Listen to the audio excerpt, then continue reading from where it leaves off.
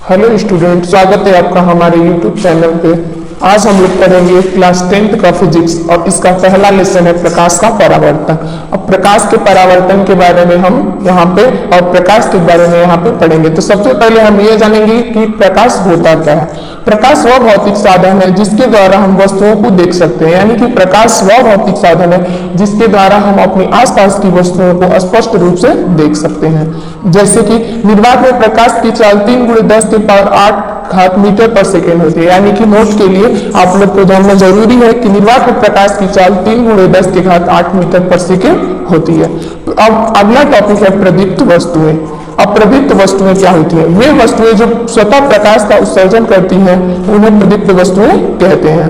यानी कि हमारे आसपास की जो भी वस्तुएं हैं और जो जिनका खुद का प्रकाश होता है वो किसी और से प्रकाश नहीं ग्रहण करती है और खुद से प्रकाश का उत्सर्जन करती है, उन्हें हम प्रदीप्त वस्तु कहते हैं। जैसे कि सूर्य, इसके पास अपने खुद का प्रकाश होता है और ये अपने खुद के प्रकाश से ही प्रकाशवान होता है। और आगे है लालटेन, मोमबत्ती, विद्युत बल्ब आदि। अगला टॉपिक है अदीप्त वस्तुएं। जो वस्तुएं स्वतः प्रकाश का उत्सर्जन नहीं करती हैं बल्कि प्रदीप्त वस्तुओं के प्रकाश के आपतित होने पर दिखाई देती हैं, उन्हें अदीप्त वस्तुएं कहते हैं। अब जैसे कि जो वस्तुएं, ऐसी वस्तुएं जो प्रदीप्त वस्तुओं के प्रकाश से दिखाई देती है, यानी कि सूर्य के प्रकाश से पृथ्वी दिखाई देती है। लालटेन अगर हम जलाते हैं तो हमारे आसपास की जितनी भी वस्तुएं हैं वो सब हमें दिखाई देती है, यानी कि जो वस्तु प्रदीप्त वस्तु से दिखाई देती है उन्हें हम अदीप्त वस्तुएं कहते हैं। अगला टॉपिक है प्रकाशिक माध्यम। प्रकाश जिस माध्यम से होकर गमन करता है उसे प्रकाशिक माध्यम कहते हैं, यानी कि प्रकाश जिस माध्यम से होकर गुजरता है, एक ऐसा माध्यम जिससे प्रकाश होकर गुजरता है उसे हम प्रकाशिक माध्यम कहते हैं। और प्रकाशिक माध्यम, अब इसमें अगला टॉपिक है पारदर्शक। जिस माध्यम से होकर प्रकाश का अधिकांश भाग आर पार होकर निकल जाता है उसे पारदर्शक कहते हैं, यानी कि एक ऐसा माध्यम जिससे प्रकाश पूरा का पूरा जितना आपतित होता है पूरा का पूरा आर पार निकल जाता है उसे हम पारदर्शक माध्यम कहते हैं। जैसे कि वायु से प्रकाश जो है आर पार पूरा निकल जाएगा, जल से भी निकल जाएगा और कांच से भी निकल जाएगा। अगला टॉपिक है अल्प पारदर्शक। अब हम जानेंगे कि अल्प पारदर्शक क्या होता है। जिस माध्यम से होकर प्रकाश का केवल अधिकांश भाग ही आर पार गमन करता है या जाता है उसे अल्प पारदर्शक या पारभाषक ही कहते हैं। अब इसका मतलब है जिस माध्यम से होकर प्रकाश का केवल आंशिक भाग यानी कि कुछ भाग आर पार होकर जाता है उसे अल्प पारदर्शक या पारभाषक भी कहते हैं। जैसे घिसा हुआ कांच, अब इससे जो है प्रकाश पूरा पूरा नहीं निकलेगा, उसका कुछ भाग ही आर पार जाएगा। तेल लगा हुआ कांच और गंदा जल। अब अगला टॉपिक है अपारदर्शक। जिस पदार्थ से होकर प्रकाश आर पार नहीं जा सकता है उसे अपारदर्शक कहते हैं। जैसे दीवार, लकड़ी आदि, यानी कि जिस पदार्थ से होकर प्रकाश जो है पूरा का पूरा आर पार नहीं जाता है उसे हम अपारदर्शक कहते हैं। अगला टॉपिक है प्रकाश का परावर्तन। जब प्रकाश किसी पालिशदार अथवा चिकने सतह पर गिरता है तो उसका अधिकांश भाग उसी माध्यम में वापस लौटता है, यानी कि जब प्रकाश किसी चिकने या पालिशदार सतह पर गिरेगा तो उसका अधिकांश भाग उसी माध्यम में वापस लौट जाएगा। यह प्रक्रिया जो है प्रकाश का परावर्तन कहलाती है। आगे आपको फिगर दिया गया है, जैसे कोई भी प्रकाश आ रहा है, आपतित हो रही है कोई किरण और उसी माध्यम में परावर्तित हो जा रही है, यह प्रक्रिया हमें प्रकाश का परावर्तन का कहलाएगी। धन्यवाद। हेलो स्टूडेंट, स्वागत है आपका हमारे यूट्यूब चैनल पर। आज हम लोग पढ़ेंगे 10th का फिजिक्स और टॉपिक का नाम है परावर्तन के नियम। अब इसमें परावर्तन के कौन कौन से नियम होते हैं इसके बारे में हम लोग पढ़ेंगे।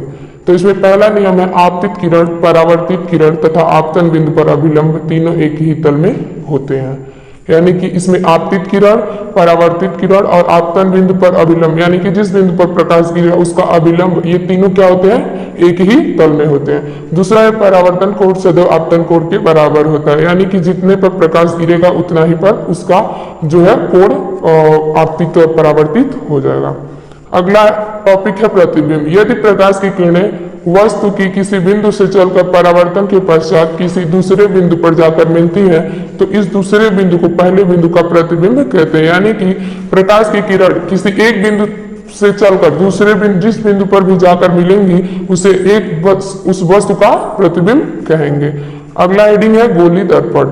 गोली दर्पण कांच के खोखले गोले का कटा गया भाग होता है। इसके एक तल पर पारी की कलई तथा ऑक्साइड का पेंट होता है तथा दूसरे तल पर परावर्तक तल होता है। यानी कि गोली दर्पण जो होता है वो एक कांच के खोखले गोले का कटा हुआ भाग होता है जिसके एक तल पर लाल पेंट ऑक्साइड से कलई किया जाता है तथा दूसरा तल जो है परावर्तक तल बना दिया जाता है। अब आगे है गोली दर्पण के प्रकार, यानी कि गोली दर्पण कितने प्रकार के होते हैं इसके बारे में हम लोग पढ़ेंगे। तो गोली दर्पण दो प्रकार के होते हैं, अवतल दर्पण और दूसरा है उत्तल दर्पण। अब इसमें गोली दर्पण से संबंधित कुछ परिभाषाएं हैं जिसके बारे में हम लोग पढ़ेंगे। तो पहला हेडिंग है वक्रता केंद्र। उस गोले का केंद्र जिसका दर्पण एक भाग होता है दर्पण का वक्रता केंद्र कहलाता है। यानी कि किसी भी गोले का उस गोले का केंद्र जिसका कि दर्पण एक भाग होगा उसे हम वक्रता केंद्र कहेंगे। इसमें फिगर में आप लोग देख सकते हैं वक्रता केंद्र, ये गोले का केंद्र है, इसको हम वक्रता केंद्र कहेंगे। इसे हम सी से क्या करेंगे, प्रदर्शित करेंगे। अगला टॉपिक है वक्रता त्रिज्या। उस गोले की त्रिज्या जिसका कि दर्पण एक भाग होता है वक्रता त्रिज्या कहलाता है। यानी कि उस गोले की त्रिज्या जिसका कि दर्पण एक भाग होता है उसे हम वक्रता त्रिज्या कहते हैं और इसे हम आर से प्रदर्शित करते हैं। और ध्रुव, दर्पण के परावर्तक तल के मध्य बिंदु को ध्रुव कहते हैं। यानी कि दर्पण का जो परावर्तक तल होगा उसका जो मध्य बिंदु होगा उसको हम ध्रुव कहेंगे और इसे हम पी से प्रदर्शित करते हैं। आगे है मुख्य अक्ष। दर्पण के ध्रुव तथा वक्रता केंद्र को मिलाने वाली रेखा को दर्पण का मुख्य अक्ष कहते हैं। यानी कि दर्पण का ध्रुव, जैसे आप लोग फिगर में देख सकते हैं, यहाँ दर्पण का ध्रुव पी है, ठीक है, दर्पण का ध्रुव पी है और इसका वक्रता केंद्र सी। इसको जो यहाँ से यहाँ तक की दूरी होगी वो क्या होगी, यहां से यहां तक की दूरी जो मिला रही है इसको उसको मुख्य अक्ष कहेंगे। आगे है दर्पण का द्वारक। दर्पण के परावर्तक तल के व्यास को दर्पण का द्वारक कहते हैं। अब फिगर में M1 और M2 जो दिखाया गया है ये दर्पण का क्या होगा, द्वारक होगा।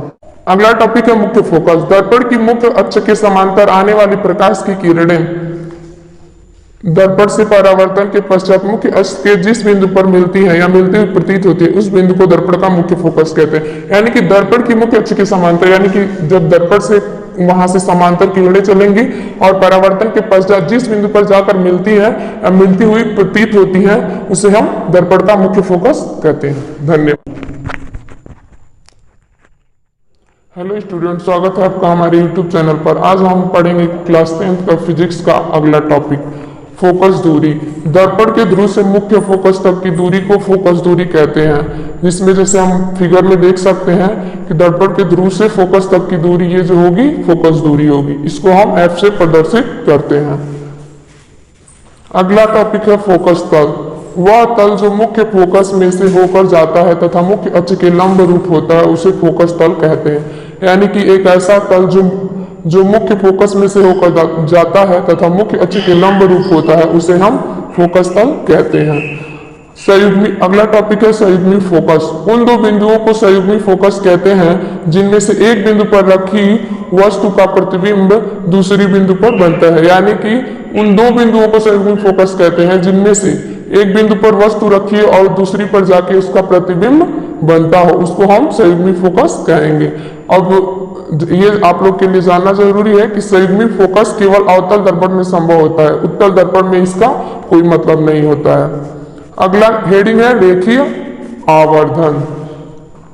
तो रेखीय आवर्धन के बारे में हम लोग जानेंगे। प्रतिबिंब की लंबाई तथा वस्तु की लंबाई के अनुपात को रेखीय आवर्धन कहते हैं।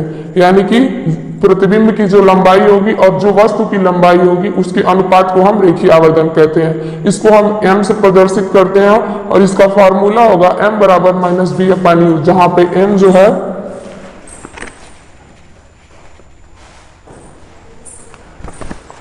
यहाँ पे m जो है रेखीय आवर्धन होगा और b है वस्तु की लंबाई और तथा u जो है प्रतिबिंब की लंबाई होगी।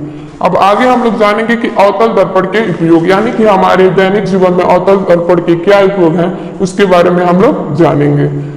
तो पहला उपयोग इसका है बड़ी फोकस दूरी तथा बड़े द्वारक का अवतल दर्पण दाढ़ी बनाने के काम में आता है। यानी कि बड़ी फोकस दूरी और बड़े द्वारक का अवतल दर्पण दाढ़ी बनाने के काम में यूज होता है हमारे दैनिक जीवन में।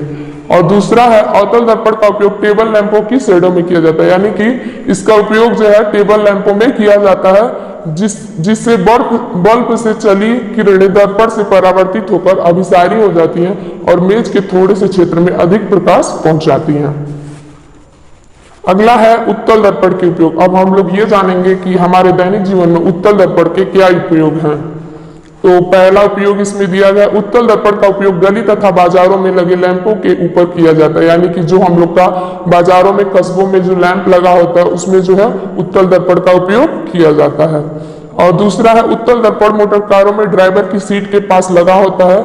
इसमें ड्राइवर पीछे से सड़क पर आने वाले सभी व्यक्तियों तथा गाड़ियों के प्रतिबिंब को देख सकता है। यानी कि उत्तल दर्पण जो है मोटर कारों में ड्राइवर की सीट के पास लगा होता है। इसमें ड्राइवर पीछे से जितने भी सड़क पर व्यक्ति आते हैं और या फिर कोई भी गाड़ी और जो भी आता है उसका प्रतिबिंब जो है उसमें दिखाया जाता है। अब ये नोट के तौर पे उत्तल दर्पण को अपसारी दर्पण तथा अवतल दर्पण को अभिसारी दर्पण कहते हैं। उत्तल दर्पण को जो क्या कहेंगे, अपसारी दर्पण, और अवतल दर्पण को अभिसारी दर्पण।